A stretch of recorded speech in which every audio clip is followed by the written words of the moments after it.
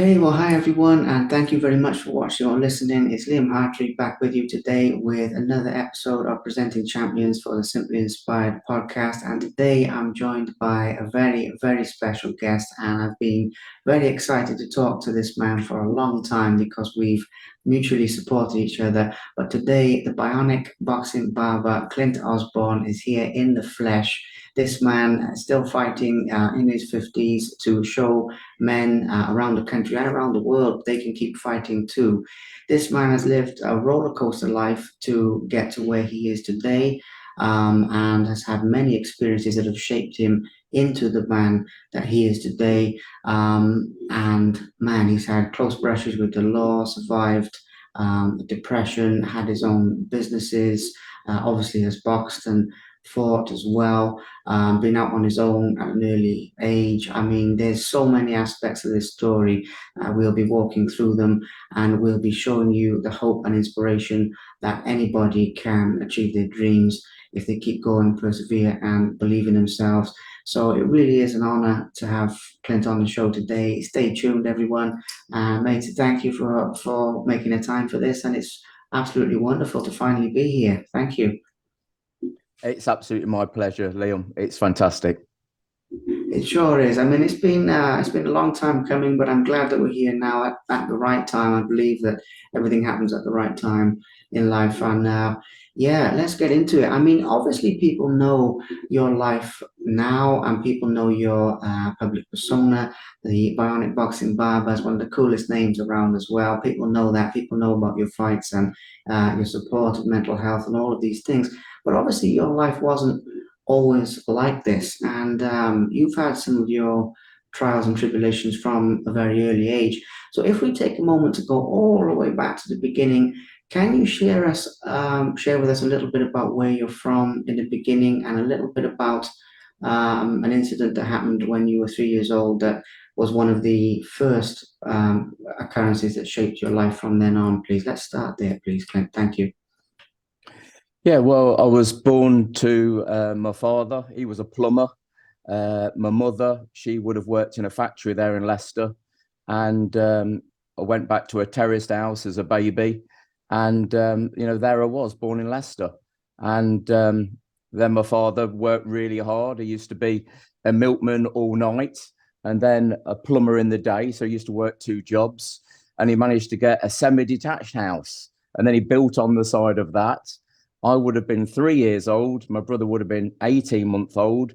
And then my mother left. My mother left the family environment. She left the home and she was gone. And I can remember coming back with my father and my brother, and the house was completely empty. And I can remember having fish and chips that night. I believe I slept on the floor and had fish and chips on the floor. And I can just remember everything was gone all of a sudden. Gosh, I mean, I must say, Clint, at this point, obviously we'll be talking about some very personal aspects of your life. And like I said before we started recording, I'm honored that that you feel comfortable to share these things with myself and therefore with our audience and our listeners from there. Because yes, there's been some very, very hard times in your life. How did you react, if you don't mind going into this just a little bit further, to that abandonment, which is really what it is, that abandonment, because that is something that can have a lifelong effect on some people and sometimes does. But at that time, what was your initial reaction? Was it shock? Was it disbelief? Something else, maybe? Well, with that, I can remember being 3 years old and that happening. And then I can remember just getting into survival mode and trying to survive. My father would have been working a lot, so we would have gone to family for the day, or to auntie or grandmother, whilst my father was working. And I can remember just trying to please him all the time, because he was then suddenly the main figure. And I can just remember trying to please him and, for him to be proud of me all the time, and just to try and toe the line and behave myself like. Yeah, absolutely. It makes a lot of sense to change there. And with your relationship with your father as well, when you were sending me over information about your life and notes about this, you said that he was always getting you to help him with different types of work and different ventures that he had on. And again, I'm not sure if it's a later timeline or if it's the same timeline, but you described selling things outside the family home and being a little bit entrepreneurial yourself and having a little bit of that spirit, that entrepreneurial spirit in there. So, in what way was he involving you with different businesses or different ventures, please? Well, he instilled that work ethic into myself and my brother. We was always, taught to help him. So if he bought a house, we helped him do it up. His ethos was, why should I go and employ men when I've got two sons? So we just used to work for him and work with him, to achieve. And he was into animals. That's where my love of animals came. And we used to have a Shetland pony, in a house on an estate. And we used to keep that horse in the back garden. And I can remember we went down a field. There's always a clearing in the middle of the estate. Dad put me on the Shetland pony. No saddle, no bridle, no nothing.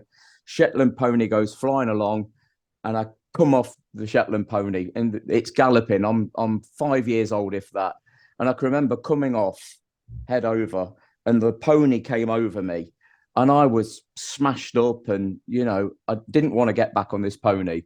And my father made me get back on this Shetland pony, get back on the horse, if you like. And I got back on it, battered and bruised, and we had to carry on. And he was a strong, hard old boy, if you like. He instilled on us, you get back on and you give it another go. Absolutely. That's a very, very valuable life lesson to be included there for anyone listening to this as well. And I think there are a lot of life lessons included in your story today that are very valuable for our listeners. And you also mentioned about some other sort of fun aspects, not so much being trampled now, but the more fun aspects of growing up in a rural area. You mentioned that taking people on adventures with a donkey cart and certain other aspects of rural life. And I think that that would be nice for people to hear about as an element of your childhood as well, please. Yeah, well, like I said, he was always buying and selling houses, and we sold the semi-detached house on the estate in Braunston, and then he bought a small holding with a few acres out at Uppingham. So it was about sort of 20, 25 miles out of Leicester in Rutland, and he turned this place into livery stables. So he was looking after other people's horses. He used to go hunting with the Cottesmore hunt. So he reinvented himself, if you like. One day he was a plumber, and then suddenly he was out hunting with Prince Charles and dipping his hat to who is the king now. So we were brought up around horses. We had a donkey and cart. Went to the next village with everybody from the village on the donkey and cart. Before phones, used to end up in a village, didn't know where we were, got 2 pence for the telephone box, and phoned home. We don't know where we are. We're lost. We're away with the donkey and cart for the day, and we don't know where we are. So they were, fantastic times growing up out there. Absolutely. Wonderful times. And yeah, I mean, I really think that that work ethic and some of that adventurousness has been lost today, but some of it is still there in pockets, isn't it, in parts of the UK. But wonderful to hear about that, Clint. And obviously, with this, we come to another pertinent time in your life where, when you were a little bit older, from what we were just talking about, you mentioned to me that you went to find your mother and you had the inspiration to go and track her down. I believe you said you were about 12 at this point in time. I'd like to talk a little bit about that in terms of obviously the inspiration to do so, because some people in these situations go the other way and say, no, I'm not having anything to do with that person, and that's that. Whereas some people go obviously towards it. But obviously, as much as you feel comfortable sharing about what happened when you did find her and what happened from there. So let's just hear that story in your own words, please. Thank you. Yeah, I believe I was about 10. And, as soon as I could, ride my bike and get gone for the day, I tracked her down and I found her. And then, from the age of 10 I just lost her a couple of years ago. Every time I ever met her, she, apologized and said how sorry she was for leaving. She never gave up on that. She told me every time, "I'm sorry, Clint. I'm sorry that I went." And I was drinking back then. I've been sober for 5 years now, but I used to sit around the campfire when we were away with her, and just me and her would stay up, hugging each other very tightly. And she'd say to me, "Clint, I'm sorry that I did it, and I'm sorry that I went." And I said, your situation with my father back in the late 70s wasn't any of my concern. You did what you did at the time, and I forgive you for it, Mum. And we had some good years together, up and down. She saw me have children. She saw me, get into different things, and she was entertained by me on a regular basis. I used to, every time I got a new girlfriend, I used to go and show the new girlfriend off to her.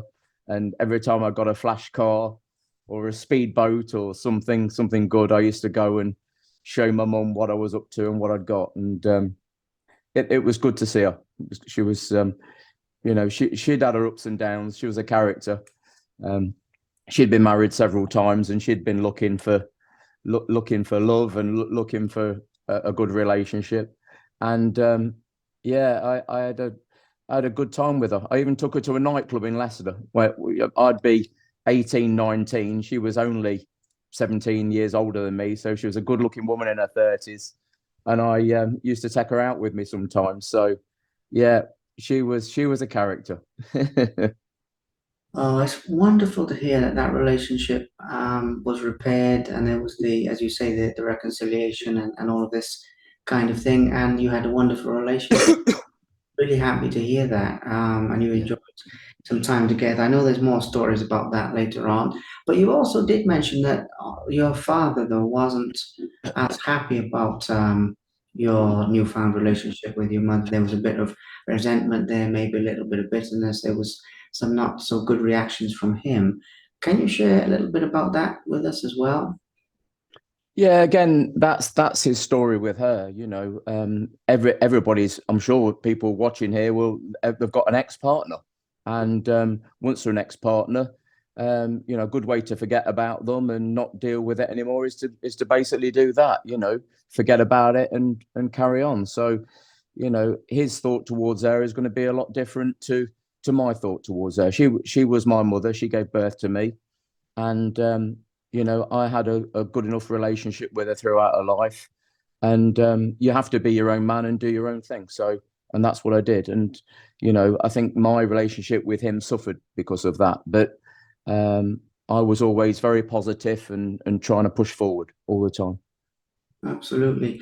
Which is another theme that, well, doing your own thing and living life on your own terms, I think is a theme that you all the way through your life and your story, to be quite honest. But nonetheless, it was starting to show signs of that independent streak from an early age as well. So if we skip forward a few more years here, you left home as soon as you were 16 and you were working at a waiter in a holiday camp. You also had some adventures hitchhiking as well. And there's quite a bit of adventurousness around this time in your life. So rather than focusing in on a narrow part of this, what I'm going to do, Clint, turn this one over to you in your own words. This time of your life, independence, striking out on your own, doing your own thing. As I say, it's a theme of your life, I think, that you've lived life on your own terms. So let's talk a little bit about where that started, please. Well, as soon as I was 13 years old, I hitchhiked into Leicester from Leicester Forest East. So it'd only be a few miles, but I'd get up at 5 a.m. I'd hitchhike at 13 into Leicester, and I would walk around the Leicester market and look for work. I'd look for a job. And right opposite Lineker's Fruit and Veg, Gary Lineker's family. I was talking to Wayne Lineker about it the other day, actually. And I said, I used to work opposite your mum and dad's. So, there I was working on the Leicester market, getting £10 on a Saturday. Then I would rush down the Narber Road and work in a burger bar till midnight and get another £10. So at the age of 13, 14, I was earning £20 for a Saturday. And, people were on YTS schemes back then, £15 a week. So I'd got 20 quid for this one day. And again, the old man put that work ethic into us. And I was just up for earning money as soon as I could, being my own man, doing my own thing. Absolutely amazing. Well, as I keep saying, that independent streak, that living your life authentically on your own terms, entrepreneurial spirit, it's a theme, isn't it? It's definitely a theme that comes into it. So, it's okay. So, and then you also mentioned though that during this time, you were hitchhiking around, but you got bronchitis working on a dumper truck on the airbase at RAF St. Morgan. I'm just reading that bit from your notes, Yeah. to be honest, but you were just determined not to go back to Leicester. So when this took a turn for not only being your own man and doing your own thing, but escaping from that environment, escaping from that situation, can you talk to us a little bit about that, about the getting away aspect of Yeah. this, if that Yeah. makes Well, I wanted to get away from Leicester. I was working on the motorway service station, clearing up tables. Then I went into a knitwear factory, supplying all the ribs and cuffs and, working in a big factory with a lot of people. And then I just thought to myself, I really want to get out of Leicester. It was the early 80s. There'd been a lot of riots just a few years before. And I didn't want to be around that. I wanted to, move on. I wanted to get away from my family and do my own thing. So I got a brand new little B-Reg moped, drove it all the way down to North Devon. It took me 2 days to get down there. I slept in a bus shelter in Cheltenham on the way. And I turned up at this campsite, holiday camp, and I worked as a waiter for the summer season. I was surfing down there. I was pulling loads of birds. It was fantastic. 16 years old, didn't have anybody to tell me what to do. I'd got transport because I got my moped down there, got my surfboard under my arm on my moped going to the next beach. And I was living the life. It was fantastic. We got £50 a week for working, food and lodging. And I just thought, this is heaven. I've landed on heaven. This is fantastic. Life can't get better. Absolutely, absolutely amazing. And obviously, your life would get better, though there'd be a few low points along the way as well. But it certainly would get better. But that's thing. Now, during this time, you also mentioned that there was an incident where things took a little bit of a different turn in a game arcade. And the thing with this, Clint, is obviously we're working through this. If I ever misstep any of the actual timelines, just correct me on that. But I think it's around the same time you were in a game arcade and there was sort of a violent incident that happened. Now, your story, as I said at the beginning, it is a roller coaster. I hope you don't mind me using that term. I mean that as a compliment because you've come through it all, no matter what. But around this time, things took a sort of a nasty turn there. So, can you share with us a little bit about that incident and what happened again, as much as you feel comfortable sharing or not? That's up to you. Yeah, well, in the early days in Leicester, I was always in trouble. So I was in trouble fighting. I used to go down the town and run with the baby squad when I was younger, 15, 16. We were wearing Doc Martens and Crombies, and then suddenly we were casuals. We were wearing Adidas Samba and Sergio Tacchini tracksuits. And, getting into trouble down the town just wasn't my thing. I didn't want to do that. So I started working Saturdays in the factory, so I didn't go down the football and get pissed on snake bites. So I'd always, when I got into trouble, I tried to find a way of stopping myself from continuing to be in trouble. So going down to North Devon, away from the trouble, seemed a great idea, but trouble always seemed to find me. After the summer season, I lived in a Volkswagen Beetle on Fistral Beach for the back end of the summer, managed to get some digs, which turned out to be a squat. So we were squatting there for nothing. And I was living rough. I was going to the fish and chip shop, asking for some scratchings because I had no money for food. And, if I smiled at the girl behind the counter, she'd slip a battered sausage in there when the gaffer wasn't looking so I could have some food. And that's how I was living. I was living rough for a while. And there was an incident down there. I was playing pool in a pool hall. My brother came down to visit me. There was a couple of big ground workers. So we'd be 16, 17. I'd be 17 by then. And this guy looked over to my brother. He said, what you looking at? You better not look at me. If you look at me anymore, I'm going to sort you out. So I said to my brother, don't look at the guy, you know. So next minute, he's looked at the guy. The guy's come flying over. It's all gone chaotic. And not spoke about this before, but you know, I got him with a pool cue, and I battered him with a pool cue. And I thought, if he gets up, he's that big, he's going to just absolutely destroy us. So I kept on him with a pool cue, and until somebody got me off, and he wasn't in a good way. And I was looking at, he was in a coma for a long time, and I was looking at probably 10 years for manslaughter at that age, 17, 16, 17, would have gone into a young offenders centre, would have been away for a long time. Liam, can't believe who I'm talking about, because that's me who I'm talking about. But the guy was in a very, very bad way for a long time. And it wasn't looking good for me at the time. Life could have gone a completely different way then. I'm shaking just talking about it. I've never spoke about that before. It's a horrible thing to do to somebody, but I didn't have to answer to anybody back then. And I just did what I thought was right at the time. Looking back now, it was obviously very, very wrong. But the guy pulled out the coma back then, back in the late 80s. The police obviously weren't very happy about it, and they were looking at putting a big charge on me. But what happened was the guy pulled through. He was known to be selling drugs at that time around Newquay. So the police weren't very pushy in trying to get a conviction against me, and things seemed to simmer down. And they just suggested me that I get out of town, which I did. I ended up going back to Leicester after that. But yeah, I'm shaking, Liam, talking about that, because that was me, and it could have been a very, very different journey for me at that point.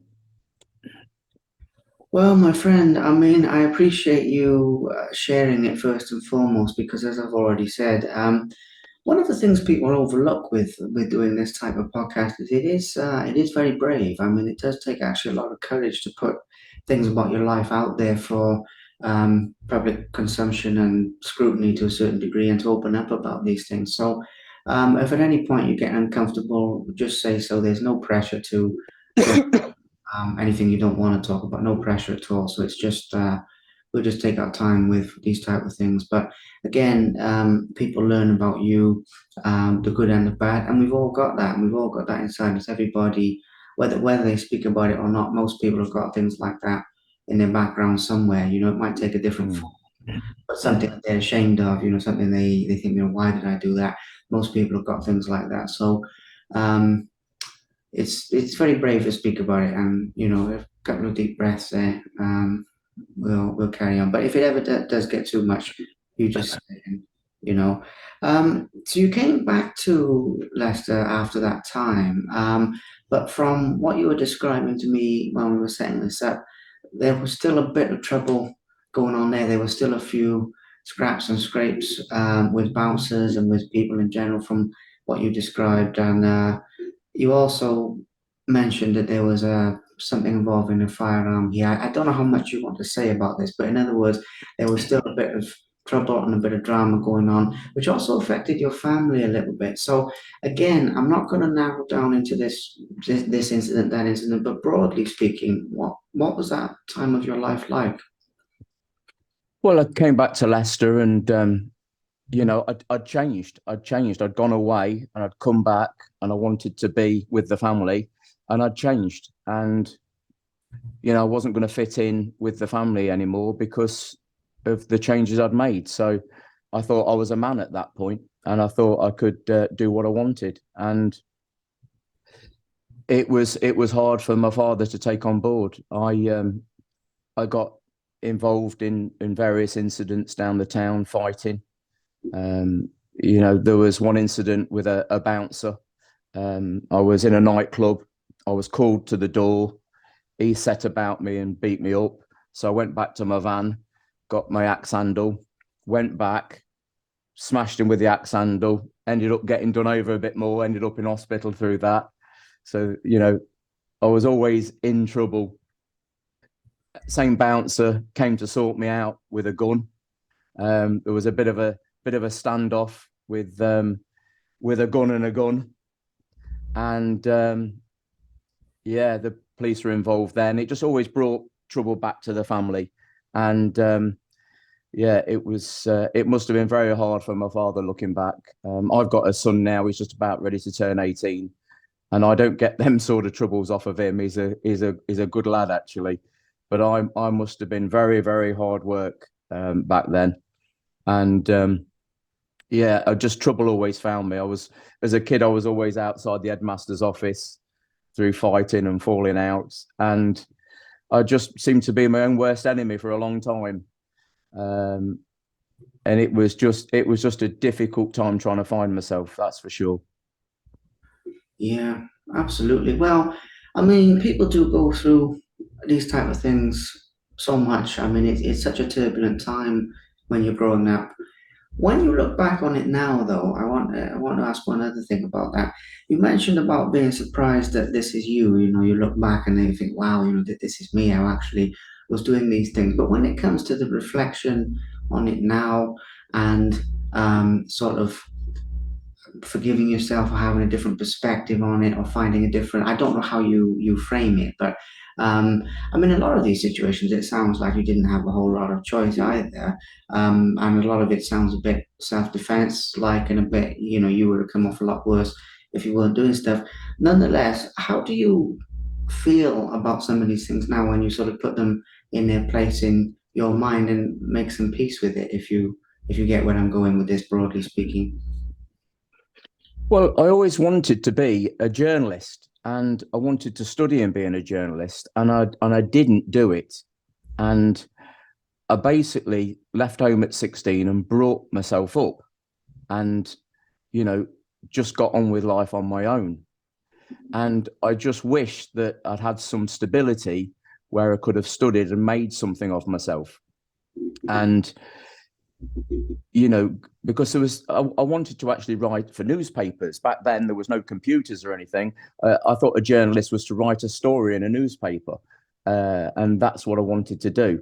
But I never did that, and I wanted to leave home at 16, and I wanted to get gone, and I just got lost in that for quite a few years. Um, I was always into different things. I was selling pop on estates, going around estates selling soft drinks, making garden ornaments and selling them. I was, really into my beautiful women back then. I really wanted to meet beautiful women. As soon as I could drive a car, I wanted to drive to the next village and take somebody out. There was no Tinder and all these apps then. You had to walk in a pub somewhere and chat somebody up at the bar and get another woman from out of your area. And I just wanted to meet women as a young guy. That's all I was into: women, women. Absolutely, yeah. Well, I think that there's definitely going to be some stories there as well. Um, I also wanted to clarify around this time that you were. It says here that you were also caught up in selling a bit of the ecstasy and all this type of thing when the party scene was big, and doing a bit of the Charlie and a couple of these things. If you don't mind me bringing this up, and there was a bit of a party vibe which you were also on the cover of a magazine during the 90s as well. I'm just looking at this broadly as a timeline. So I think there's some stories there, because I have to ask you, mate. I mean, I've got this photo that you sent me here of you in a devil outfit on the cover of this Ministry magazine. I hope you don't mind this, but for our viewers, I don't know if you can see that, but it's absolutely fantastic. I think it's one of the best outfits. So can you tell us the story behind some of this time? Again, as I keep saying, not looking at it narrowly, but just very broadly, what you feel comfortable sharing about that time in your life as well, please. Yeah, well, if there's anybody watching this and they were, lucky to have enjoyed the 90s like I did, it was absolutely fucking amazing.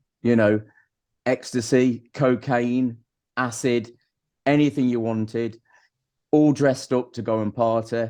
And, you've just shown the picture there. That was me on the front page of Ministry magazine back then, dressed as a red devil, red theatre paint, horns sticking out my head, red silk skirt, red high heel boots, sprayed red with my black beard, and dancing on a podium, totally off my tits, loving life. And that's what the 90s was like. It was a crazy, crazy decade. Absolutely, absolutely. Some fond memories there and some good times. Absolutely, some good times. This is the thing, the highs and the lows. I know I keep saying, but it definitely shows with your life. Now, as we move through this as well, and again, we'll talk about. I have to clarify a couple of things with the timeline here because we're just working off each other's notes. But you also mentioned one other incident that I think people will be interested with was a big fight with a traveller at the Epsom Downs. Now, was this earlier on in your life prior to what we're talking about now, or was this during the same 90s period as well? I'd just like to touch on that as sort of a fun story. I don't know if it was any fun at the time, but looking back, I think it's a fun story for people to hear about, if that's okay, mate. Yeah, that was in the early 90s. So we did the market stalls, and I used to stand there sometimes with a microphone, pitching towels and bedding and quilts.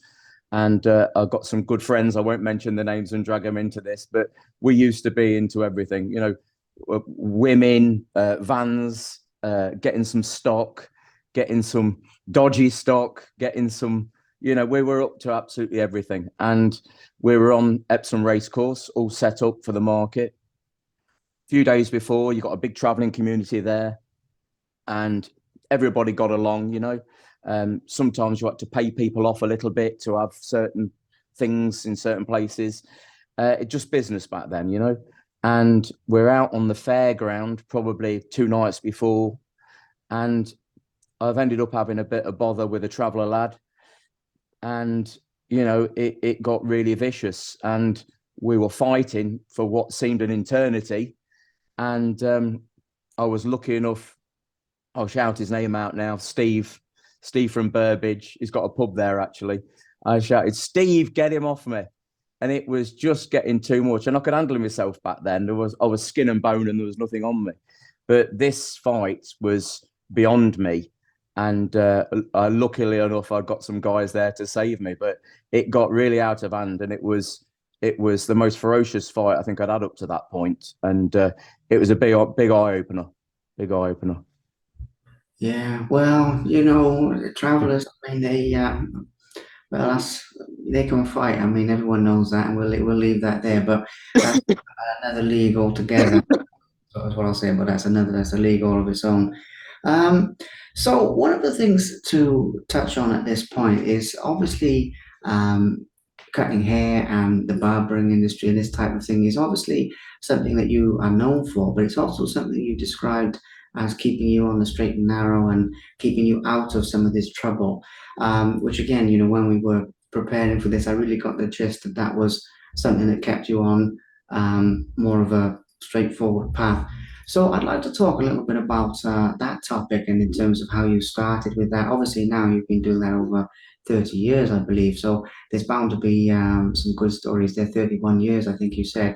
But where did it all begin with cutting hair, and how did that get you into a different lifestyle and on the I don't like the term the straight and narrow, but it certainly took you out of some of this trouble, didn't it?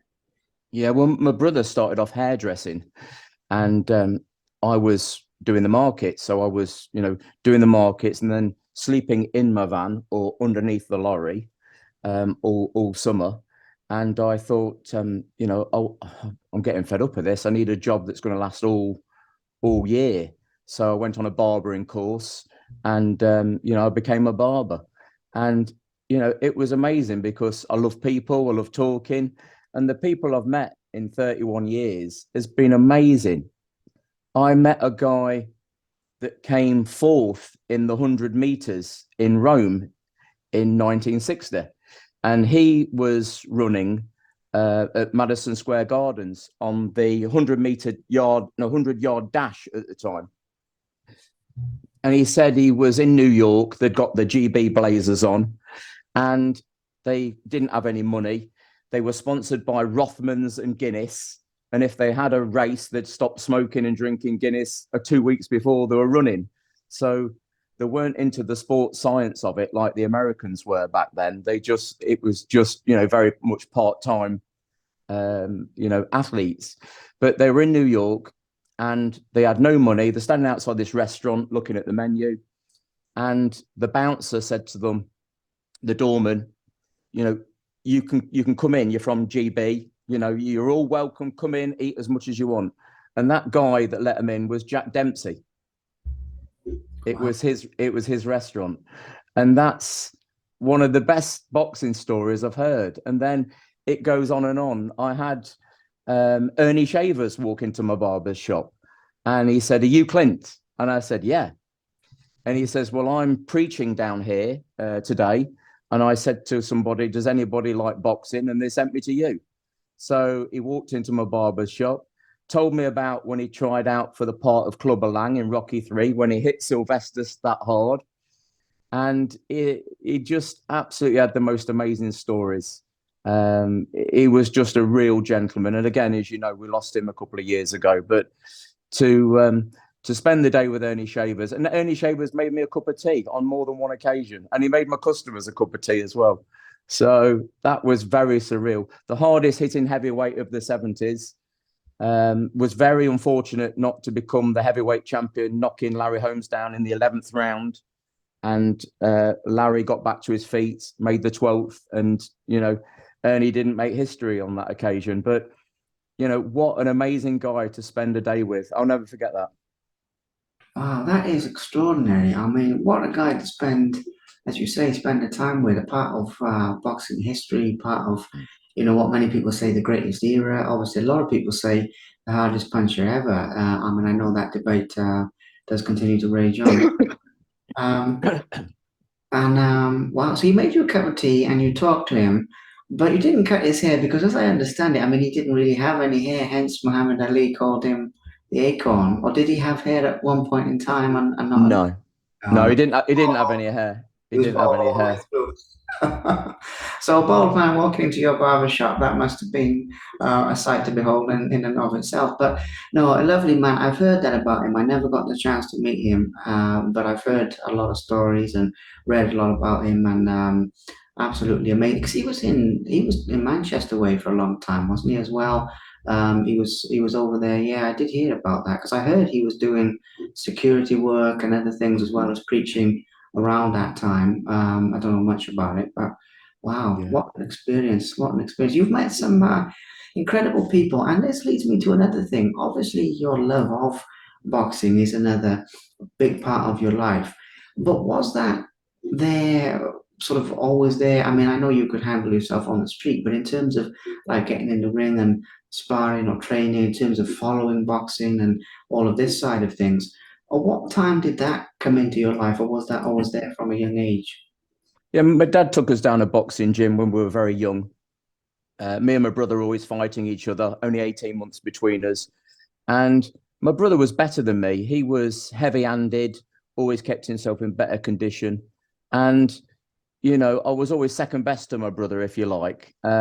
So when we started training down at Braunston Boxing Club as youngsters, I could see he was very good. We took it back up in our early teens after leaving it a bit. Then in our later years, in our sort of late 20s, we used to go down Earl Shilton Boxing Club. My brother could always handle himself in sparring and moving around, but I wasn't as skilled as him. I had to really build my muscles up and really to be able to get competitive.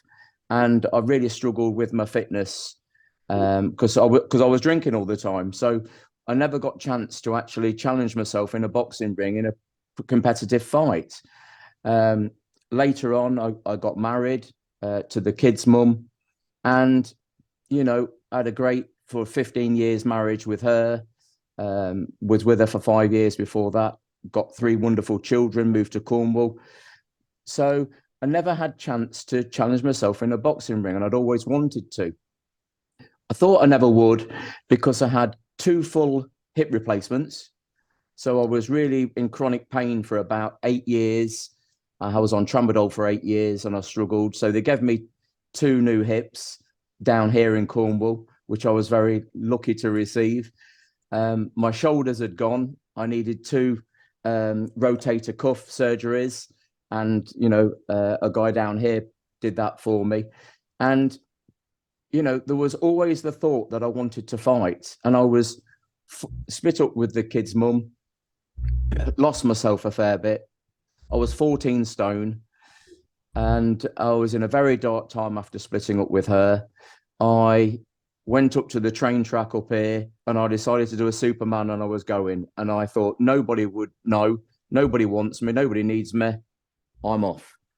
And something just twigged inside me, having been so lost and so broken. The thought of my daughter and her being without a father. I knew my boys could look after themselves because they'd be like me and my brother. They'd be able to handle themselves. But my daughter being without a role model and a father absolutely destroyed me. And I managed to clamber myself off of the side there on that rainy, muddy, dark night.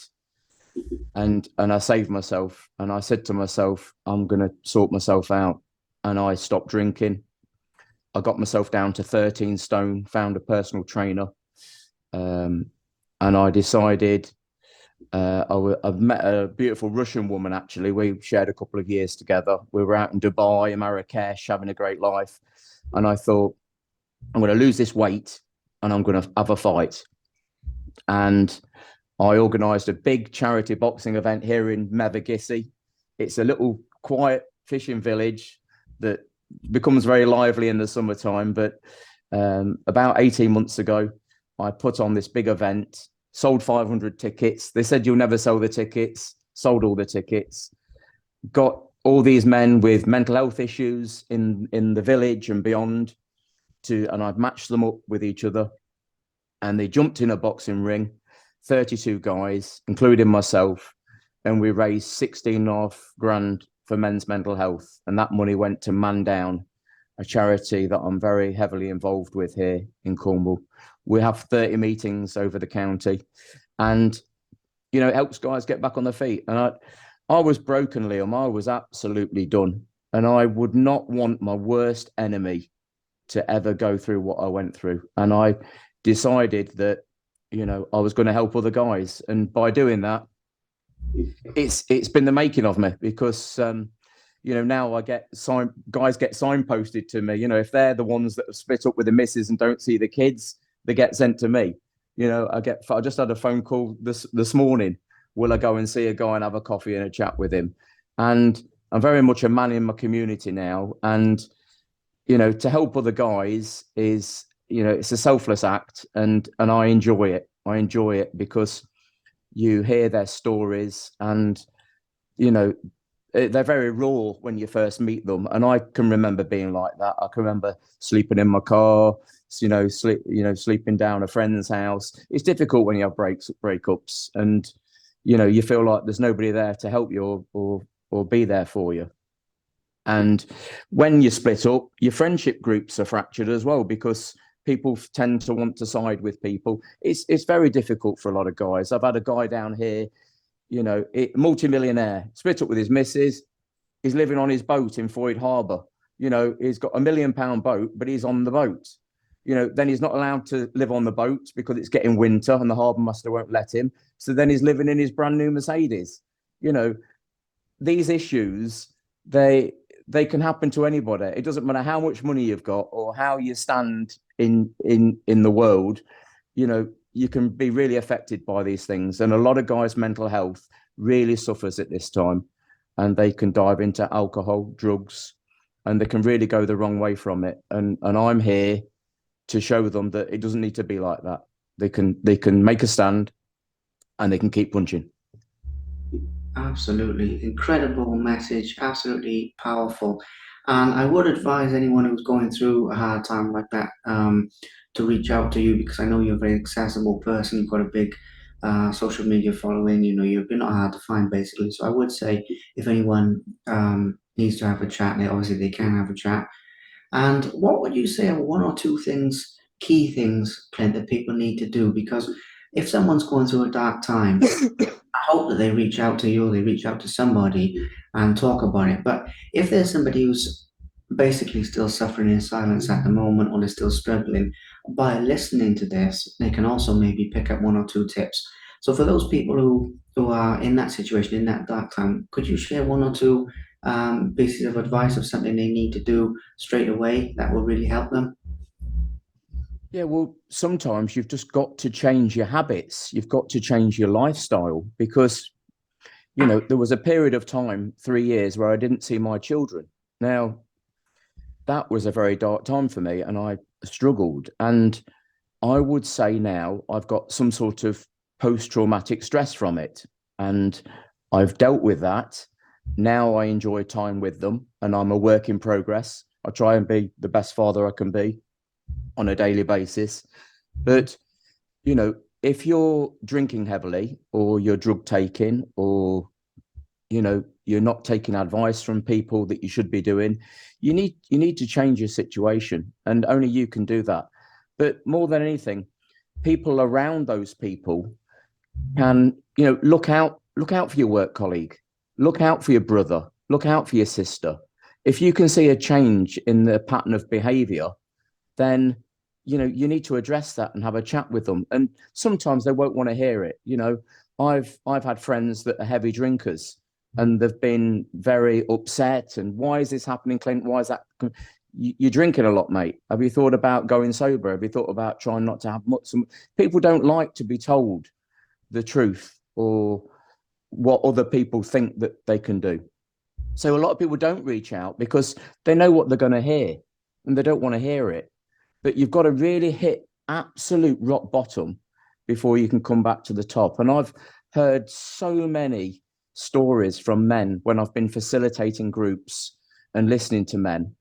And it's so, so difficult to hear it and, to give people what they want to hear. But the reality is only you can make a change. Only you can sort yourself out. And by hitting absolute rock bottom, and you've got to hit rock bottom, then you can get going again.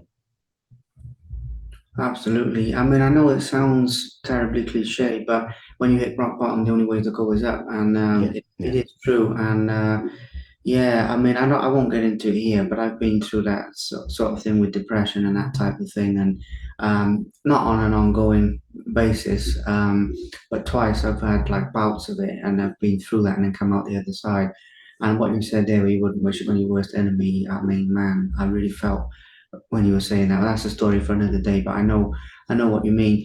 I also wanted to mention briefly, you said earlier about living in Dubai and living in Marrakesh. If you don't mind me bringing that up, I think that might be a very cool story as well, because obviously moving abroad and or spending a long period of time there, something a lot of people want to. Maybe I've picked up on it as I've not long moved to Cyprus, as I think you've probably seen. yeah, Very similar reasons to why you left Leicester. Not sort of one incident, but like the culture and that type of thing, and where I'm from in Wales. And so I sort of picked up on when you said about Dubai, 'cause I didn't know about this. So how long were you out there in those places, mate? If you don't mind mentioning that a little bit. yeah. I was with a Russian woman, like I say, for 2 years. I didn't live in Dubai or Marrakesh. I visited these places with her, and she shown me a completely different way of life. She was into her aesthetics. We opened up an aesthetics clinic down here in Cornwall for her, and she had another one where she was from, and then we had another one. So we had sort of three places she could work at, and she'd got a good work ethic, and she got me into scalp micropigmentation. So I was tattooing dots in people's heads to give the illusion of hair.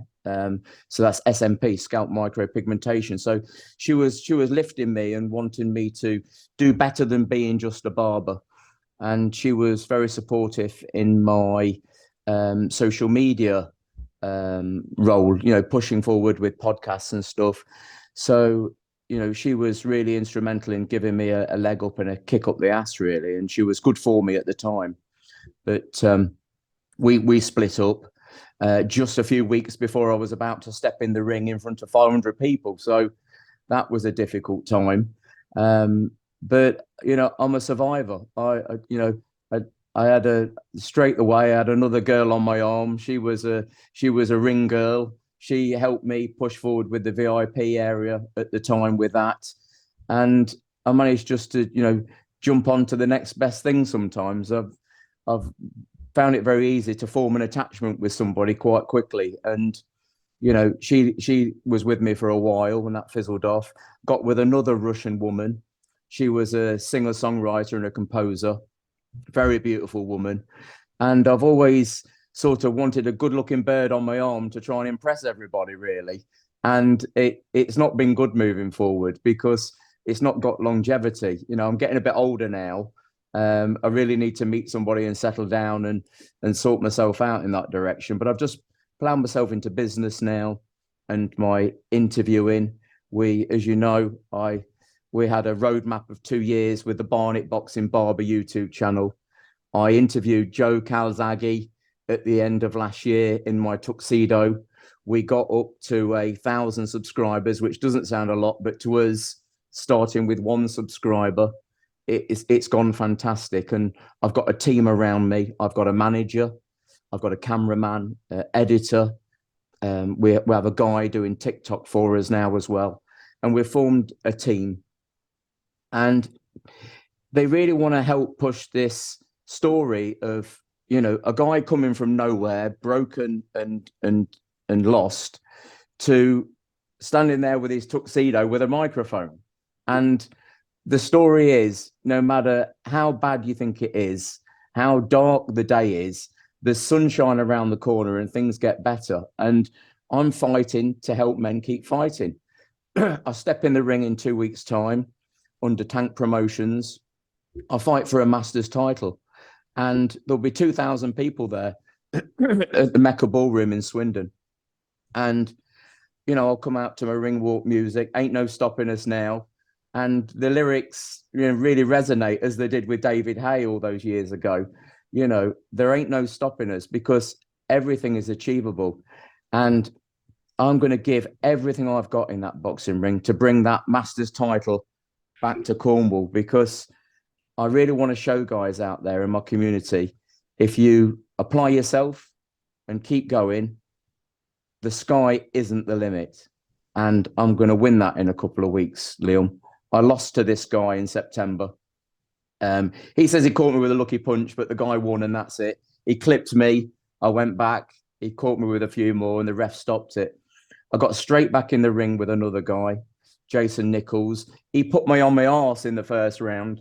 I got up off the floor and I knocked him out in the second. And it felt absolutely amazing. I jumped up on the apron of the ring, 600 people there, and I put my fist up to the crowd. And that feeling I got with the crowd, that euphoria, I've never, ever experienced that before. And I got back in the gym after Christmas, gone from 72 kg back down to 66 kg now. And, I'm like Benjamin Button. I'm refusing to get old because I'm only just getting started. I'm going to beat this Jason Tillen on the 24th. I'm going to win this title. And then we're going to push everything we've got to get on this Misfits. In my 50s, I want them to chuck me in with these young TikTok stars, 21, 25-year-old kids, at some of these big venues. And I'm only just getting started in my 50s. Let's have it. Let's fucking have it. Amazing, absolutely. Well, the future is very, very bright, my friend, and I love the story and where you're at now, from where you started, as you say, from rock bottom to being on top of the world with what you're doing now. It's absolutely amazing. Um, have we covered everything? Is there anything else you'd like to say to your fans, to your followers, people watching this? Is there anyone else you'd like to thank who has supported you during your journey? It's possibly a long list, but if anyone comes to mind before we wrap this up, we'll close out with some thank yous or with just anything else you'd like to mention. Yeah, I mean, surround yourself with good, positive people. When you get bad stuff happen, or people slag me off on social media. People slag everybody off on social media. You've got to have thick skin. You've got to be, Clint, you're resilient. People have said to me, you're bloody resilient. You keep getting up and you keep going. And you've got to surround yourself with good supporters of you. Jamie McDermott, really good friend of mine. We go out with speedboats together, and he's been fantastic. He's a good listener, and he talks to me. If it's not right, he doesn't sugarcoat it. He'll tell me where I'm going wrong sometimes, and I listen to him because I respect him. I have a good guy working for me, a Tunisian guy. He doesn't say too much, but when he does, I listen. He's a fantastic guy, and he's been very good for me at growing as a person. My manager, Dan Orton, a business guy up there in Derby. We've become very close. His mother and my father are actually cousins, so we already have an association with each other. But he gives up his time and sometimes his money to push this Bionic Boxing Barber in the right direction, getting together with promoters, booking hotels. He's been fantastic. And I have a cameraman, Peter. That guy would travel with me and follow me to the end of the earth to get a story, to get a picture. And he believes, him and his wife Heidi, that they believe in the Bionic Boxing Barber and what we're trying to do. And a few promoters as well, Tank Promotions, Rich Loveday, Steve Murta, SM Fight Club, the list goes on. And a lot of boxers I've become friendly with.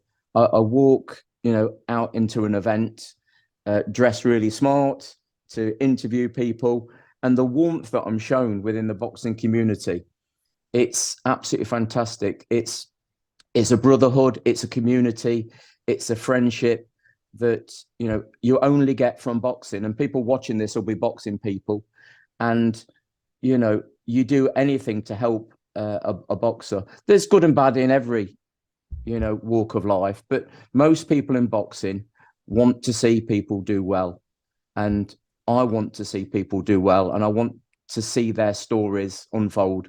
I want to interview them. I want to get their story out. I jump into the crowd, and they're a leery bunch at boxing events, as you know, and they're going crazy for a good night. And I jump into the crowd because I'm just that rough kid off the estate and I'm still fighting. People, I think, sort of associate with me, and they think, well, yeah, he's just one of us. And that's what I am. I've not changed. People say to me, Clint, you don't change. You got a nice motor now, or a nice business, or you're doing well for yourself. I'm still just that kid that started all them years ago. And I don't care if you're the King of England or the guy sweeping the street. You're just the same to me. We're all the same. Absolutely. Well, that's a very powerful message to close out with, a very powerful life lesson. My friend, I mean, I've been looking forward to this for a long time, and it's really exceeded my expectations. I knew it would be good. I knew there'd be some great life lessons in there, some fun stories in there, a real insight into you and what makes you tick and everything. It's honestly exceeded my expectations better than I thought, and we've covered some amazing topics. So I just want to thank you so much for your time, and thank you for being an open book with me is the most important thing. Thank you for sharing so many things, some of which you haven't shared before. It's an absolute honor to help get your story out there. So thank you so much. It's been hard, Liam. It's been bloody hard. There's been times when I've wanted to give up, but I wouldn't let myself give up. I'm very accountable. I do a lot of Facebook posts, a lot of inspirational stuff, and I do that because I want to show everybody you can keep going.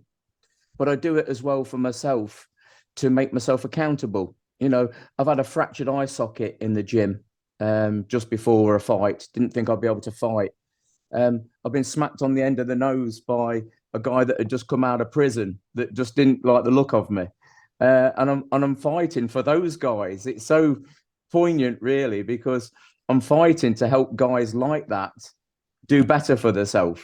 And yet sometimes that side of life is smacking me literally on the end of the nose to stop me. But anybody that knows me, I don't give up. And that night on the train track, I nearly gave up. And I'm glad I didn't give up, because I've got times like this talking to yourself, getting in a boxing ring in front of hundreds of people, meeting people on a daily basis where I can help them. So I'm glad that I didn't give up, and I'm glad that I'm still punching and I'm still fighting. And anybody listening to this, you can do the same, because it's not as bad as you think. You are stronger than you think you are, and anything is achievable. And like I say, it ain't over till it's over. Absolutely amazing. Absolutely amazing. What a way to close out. Thank you so, so much.